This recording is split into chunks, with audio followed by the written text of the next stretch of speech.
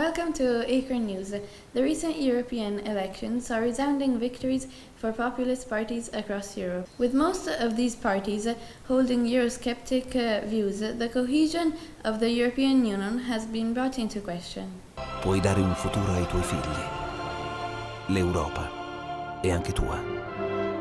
L'Europa sta attraversando un periodo storico molto complesso. Con il possibile distacco del Regno Unito e il risultato delle elezioni europee del 26 maggio, il nostro continente è ad un bivio. D'ora in avanti saranno ancora più determinanti le scelte che dovrà effettuare la nuova Commissione europea.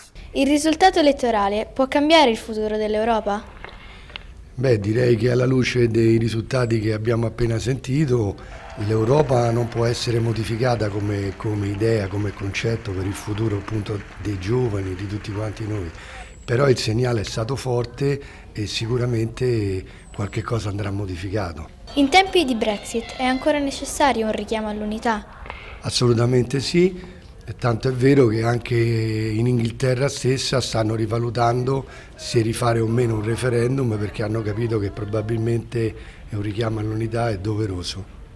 Gli scenari politici saranno determinati dal peso di ogni nazione e l'Italia avrà un ruolo importante in tutto questo. Quale ruolo dovrebbe avere l'Italia nelle politiche europee?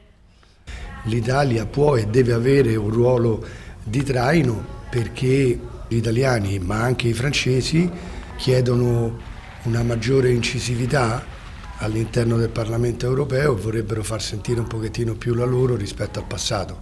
In questa Europa che cambia, quale sarà il ruolo dei giovani? I giovani possono cambiare l'Europa? I giovani possono e devono cambiare l'Europa perché con le loro competenze, la loro preparazione, la loro sensibilità anche rispetto al passato hanno questo compito, questo impegno, quindi il futuro spetta a loro sicuramente. Europe seems to be at crossroads. The same can be said of the United Kingdom, which is currently experiencing much soul-searching as it comes to terms with the reality of Brexit and its consequences. The referendum on Brexit, in which the British public voted to leave the European Union, took place nearly 3 years ago, and very little progress has been made to suggest a Brexit will happen in the near future. For people whose work relies on movement and cooperation between these European countries, Brexit could have a significant effect on their lives. But even now, before it comes into effect, are European citizens being affected? We spoke to Ed Watson, a British entrepreneur living in the EU, dividing his work time between Britain and Spain. How is Brexit affecting you? It certainly affected me economically already.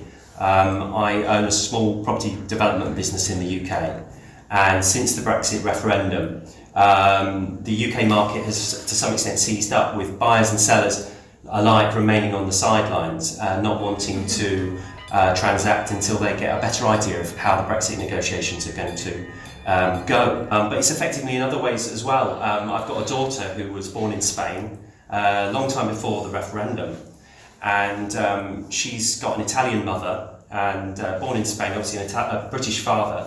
So you could say she's part Spanish, partly Italian and partly English. So in a sense, our daughter is a child of the European Union.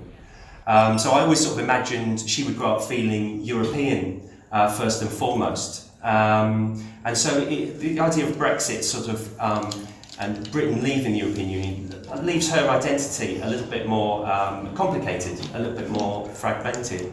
I find a lot of the reasons that leavers gave for wanting to leave really silly, and I find it very frustrating. But at the same time, I often find myself defending the right of Britain to want to leave the European Union. There are good reasons for leaving. It's not all Brexiteers are idiots, and not everyone who voted leave is a racist. I think that there are sort of cultural reasons why Britons have always felt a bit different from their continental cousins and always a bit ambivalent towards the European integration project. It's interesting that in defending this, I've sort of some of the unconscious aspects of being British, I think, have been sort of put into the spotlight by Brexit. Further afield, other nations outside Europe have come immediate and devastating difficulties to contend with. Venezuela has come to international attention of late as its crippled economy stumbles from one disastrous day to the next, while people pay the price. sometimes with their lives. Nonostante il Venezuela sia una delle nazioni più ricche al mondo, il paese sta attraversando una grave crisi umanitaria e la popolazione non riesce più a soddisfare i propri bisogni minimi. Dopo che il presidente della Camera, Juan Guaidó, ha dichiarato nulle le elezioni a causa dei presunti brogli elettorali, il presidente in carica, Nicolás Maduro, continua ad avere dalla sua parte il controllo dell'esercito. In questa difficile situazione, i media hanno un ruolo importante per la tenuta della democrazia. Attualmente in Venezuela quali sono i canali di comunicazione? È presente una censura? Da quando Chavez era presidente e fino ad ora sono stati chiusi quasi tutti i giornali cartacei e non hanno più dato la possibilità di acquistare carta, inchiostro, e quindi i giornali hanno dovuto chiudere. Sono state revocate i permessi per le TV e lo stesso le frequenze radio, quindi adesso i media sono i social network che sono più liberi. A suo parere, attraverso i media riusciamo ad avere una situazione chiara su ciò che accade in Venezuela? Penso che adesso c'è più informazione e più valida, soprattutto a livello internazionale. I media venezuelani sono controllati diretto e indirettamente dal regime, quindi raccontano poco. Infatti i giornali parlano di baseball, di musica e molto poco di politica. Cosa ne pensa delle violazioni dei diritti umani operati nel governo Maduro? È una situazione drammatica che è stata un po' messa all'oscuro fino adesso, ma dalle persone che muoiono negli ospedali, le persone che non trovano da mangiare, la criminalità. In Venezuela muoiono all'anno circa 25.000 persone per omicidio, praticamente più di una guerra. Che cosa si augura per il futuro di questo paese? E mi auguro che si possa ripristinare il sistema democratico, che le regole, i diritti dei cittadini vengano rispettati, difesi di nuovo. People are the life and soul of any nation, but sometimes other features can capture the essence of a country, such as its literature, its landscape, or its monuments. France has suffered a blow to its sense of identity and history after the fire that broke out at Notre Dame Cathedral. France has recently suffered a terrible cultural loss, with a fire devastating its famous Notre Dame Cathedral, which has stood for 800 years in the country's capital. In a difficult period in France's modern history, this loss is a great symbolic blow for the French people. How important is Notre Dame for France? Well, Notre Dame is very, very, very important. Just to start with, we need to think of it as a 900 years old monument. And it's always been here, it's right in the center of Paris, and this is, I think, a monument that every single French person will have visited in their life. Now, the thing is that at first I got really worried also because I didn't want to see the images. I stopped, I switched the TV off and I said, no, I don't want to see that. I don't want to watch Notre Dame burning down to the ground. So, yes, I was worried. But then the day after I realized that the towers were still there. Surely Notre Dame at the end is safe. It's been a lot worse in history and we'll build it once again. It's just... Considering the current demonstrations in France about taxes, can the French government prioritize spending money to rebuild Notre Dame? And I think they've raised up to 1 billion. This morning was like 1 billion already available for the work. So, and that's private money that people from all over the world wanting Notre Dame to live again. Notre Dame has something like 12 million visitors a year, and that's a lot of income for Paris. It's extremely important for Paris, and it's very important for France.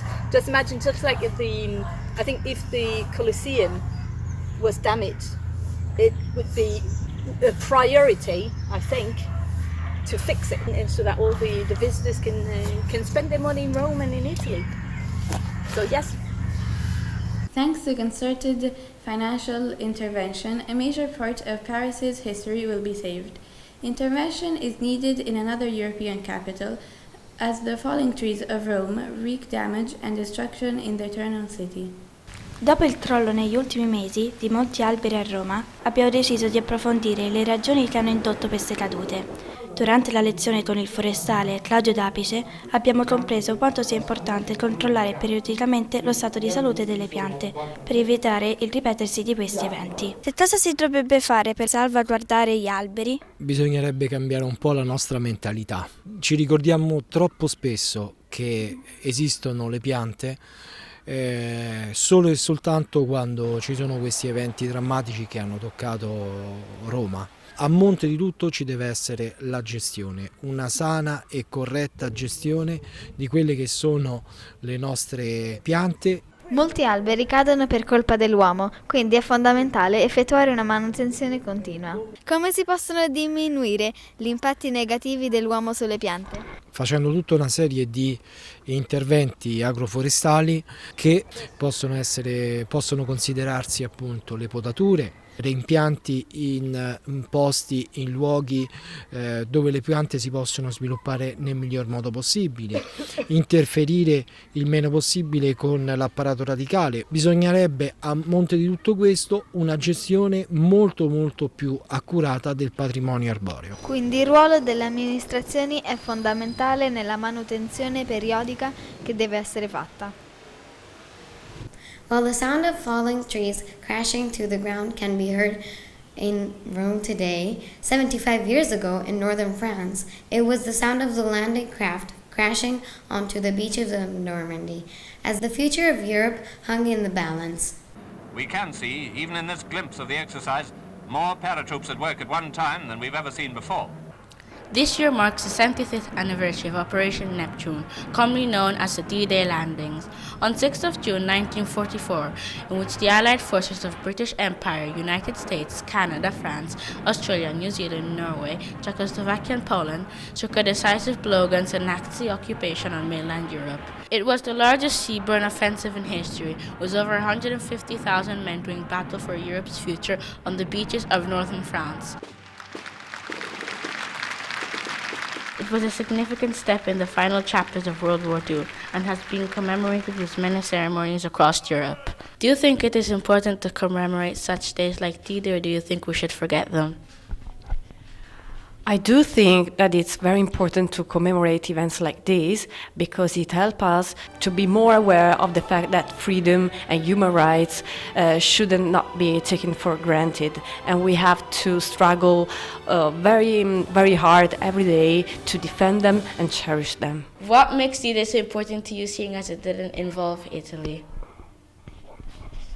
I think it's not a matter of nationality, but of humanity. I do strongly believe that we are, above all, humans, then European, and eventually Italian. What do you think is the best way that we can honor those people who fought and died for Europe's freedom? I think we should be respectful of human dignity and treat others like ourselves. Also, media play a very important role in shaping and reinforcing the awareness about events like this. And thanks to those who fought for freedom, we have been able to build an international platform when everyone can freely express their own ideas and move from a country to another in the European context. I always keep in mind John Donne's aphorism, "No man is an island." Fortunately, thanks to the sacrifice of previous generations, the closest most of us will ever get to a battle today is when we play on our computer consoles in first-person shoot-'em-ups. However, video computer games are not entirely without their risks, as Chiara and Filippo found out.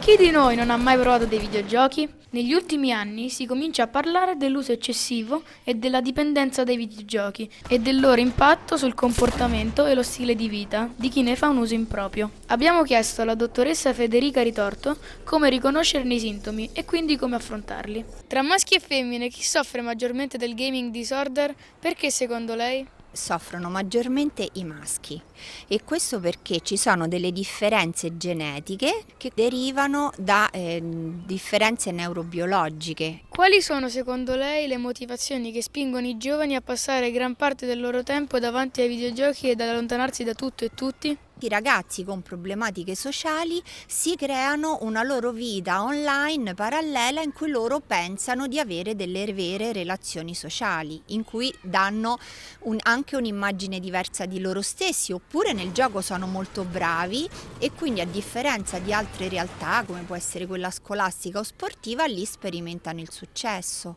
Un ulteriore aiuto deve arrivare dalla famiglia e dalla scuola, che sono fondamentali per prevenire e curare il gaming disorder. Il ruolo della famiglia è quello di cogliere e comprendere se questo che nasce come un gioco sta diventando qualcosa di diverso e quindi una malattia mentale, un disturbo psicologico. La scuola ha un aspetto importante perché molti ragazzi a causa della competizione scolastica tendono a rifugiarsi nel gaming disorder. Negli ultimi tempi, anche in Italia, si comincia a parlare del fenomeno giapponese degli hikikomori. Crede possibile che possa contagiare anche la nostra società? In Italia il fenomeno inizia più precocemente. Da noi inizia dai 14 anni, e cioè con il passaggio dalla scuola secondaria di primo grado alla scuola secondaria di secondo grado. Può raccontarci uno dei casi che l'ha colpita maggiormente? Era un ragazzo di 17 anni che ormai era chiuso in casa da un anno. In quel caso c'era una fatica sociale relativa all'andare a scuola, ma c'erano anche delle problematiche familiari e quindi aiutando i genitori a modificare tutta una serie di dinamiche che si erano create e piano piano ha ristabilito tutta la sua vita in modo molto più normale. A healthy traditional alternative to video games is a good book. However, even the traditional printed book form is under threat for modern technology. Or is it? With the arrival of the first e-reader in 1998, many people thought that printed books would die a slow death over the following years. On the contrary, physical book sales have continued to rise over the last decade, with an annual increase of 31% in hardback sales and growth in every sector of this multi-billion-dollar industry. It seems people are still attached to the idea of reading printed books alongside the apparent rivalry from ebooks. Why do you think that printed books sales are continuing to rise despite the convenience and lower cost of ebooks and other digital formats? I think that's a really good question. I think it's for the simple reason that people just really like paper and they prefer something that they can hold. Physical books are often quite personal. You take them on the train, you take them home. So I think it's for the fact that we're just physical beings. Have you noticed any changing trends or taste in publishing? Absolutely. So there seems to be a predominance of thrillers and sort of books which are action-packed or that keep you on the hook. In the past we had some maybe more elaborate and character-driven books, but now there seems to be this emphasis on making it as commercial as possible, unfortunately. Would you say that English literature, particularly fiction, is in a healthy state? Well, not really. So there seems to be this trend in literature now to dumb things down. So if we compare books now, they have very few adjectives, or they're not very descriptive. And there seems to be an emphasis on how many Twitter followers this or that writer has, to sell books, of course. Are there any modern writers you would recommend? Absolutely. So whilst it's true that books generally are on the wane, I think, from a literary point of view, I'd recommend people like Zafón, a Spanish writer. He's very similar to Charles Dickens and Oscar Wilde put together. It's very classical. Do you have any advice to anyone who is interested in becoming a writer? Yes. So I think try to come up with your own idea of what modernity is. If you think something is modern, that doesn't necessarily mean that it has to be simple or even minimalistic. So my suggestion is to come up with your own definition of modernity. People talk about make it new, but that was something uttered already 100 years ago. So I think we need now a new form of innovation, which is a bit more, which is a bit deeper. In sport, another milestone was reached by a record-breaking superstar of Formula One, his 50th birthday. Michael Schumacher, who suffered terrible brain injuries in a skiing accident over 5 years ago, is still in rehabilitation, but his popularity and legacy remain. Kaiser, Superman, Imperatore sono solo alcuni degli appellativi con cui è stato celebrato il campione della Formula 1, Michael Schumacher. Ma nessuno di questi è davvero riuscito ad esprimere la grandezza dell'atleta e dell'uomo. Quest'anno Michael ha compiuto 50 anni e dopo la drammatica caduta sugli sci nel 2013, il mito di Schumi continua a far parlare di sé. Dal suo punto di vista, perché il mito di Schumacher, a distanza di tempo, è ancora intramontabile? Lui era un pilota veramente completo, nel senso era un pilota sia in pista sia in box. Era anche un po' meccanico e quello ha fatto sì che lui diventasse il numero uno, perché lui riusciva sempre a mettere in condizioni la sua macchina, anche se non era al massimo, la migliorava in continuazione. Vista la difficoltà attuale della Ferrari, che da anni non riesce più ad imporsi nella classifica generale, viene da chiedersi se la situazione potrebbe variare con Schumacher in pista. Schumacher forse negli ultimi 2 anni, dove la Ferrari aveva un gap di soli 2-3 decimi, sarebbe riuscito a stare davanti, perché 2-3 decimi sono anche nel piede e nelle braccia di un pilota che è migliore di un altro. We now move on to another popular sporting figure, our very own Angelica, whose hobby of rock climbing she explained to Aurora and Ginny. Rock climbing is a sport which is growing in popularity in Europe.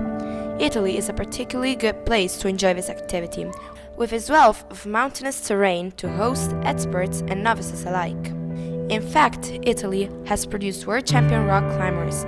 Angelica is a champion climber who has recently won several competitions at regional level. What is it that you enjoy about this sport? So I love climbing because it's always a challenge, and I like height, and when I climb outside I like the wind, and during competitions we're all friends and we help each other.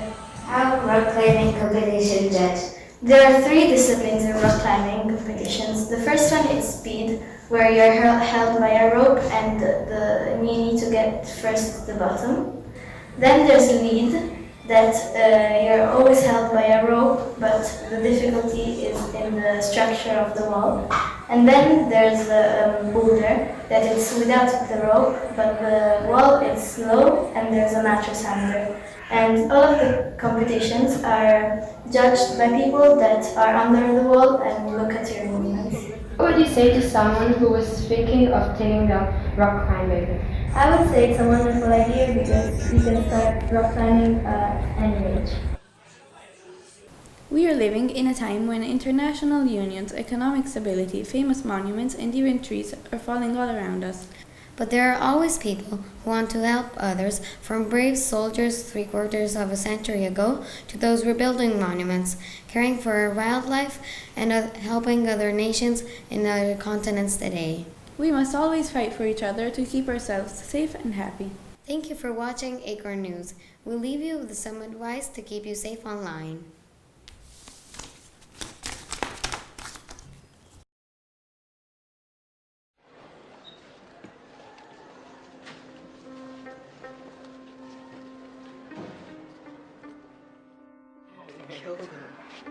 Oh, man.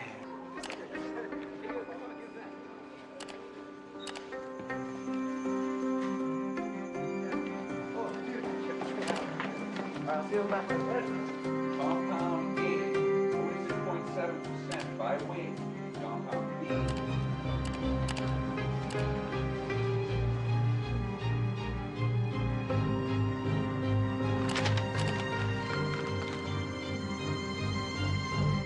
Once you post your image online, you can't take it back. Anyone can see it. Family, friends, anyone. Remember, Think before you post.